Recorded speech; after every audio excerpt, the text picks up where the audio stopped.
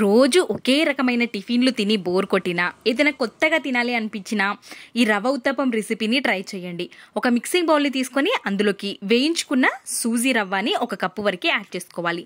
2 స్పూన్ల వరకు బియ్యం పిండిని, 1/2 కప్పు పెరుగుని, 3/4 కప్పు వరకు వాటర్ని వేసి మంచిగా మిక్స్ చేసేసుకొని మూతని కవర్ చేసుకొని 30 నిమిషాల పాటు పక్కన ఉంచుకోవాలి.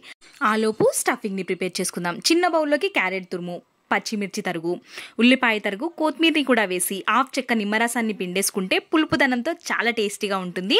30 నిమిషాల తర్వాత పిండి చాలా మంచిగా మెత్తగా అయిపోయింది. ఇప్పుడు ఇలా ఉన్న పిండిలోకి రుచికి సరిపడ ఉప్పుని, 1/2 టేబుల్ స్పూన్ వరకు వంట సోడాని, 1/2 చెక్క నిమ్మరసాన్ని కూడా పిండేసి పిండిని మంచిగా కలుపుకోవాలి. వేడివేడిగా ఉన్న పెనంపైకి 1-2 చుక్కల నూనెని వేసి టిష్యూతో స్ప్రెడ్ చేసుకొని 2 గరిటెల వరకు పిండిని వేసుకొని దోశలాగా స్ప్రెడ్ చేయకుండా కొంచెం మందంగానే ఉండే విధంగా ఉంచి దీనిపైకి మనం చేసి పెట్టుకున్న స్టఫింగ్ని కూడా వేసేసి మంచిగా కాలిన తర్వాత రెండో సైడ్ కూడా టర్న్ చేసి కాల్చేసుకోవాలి.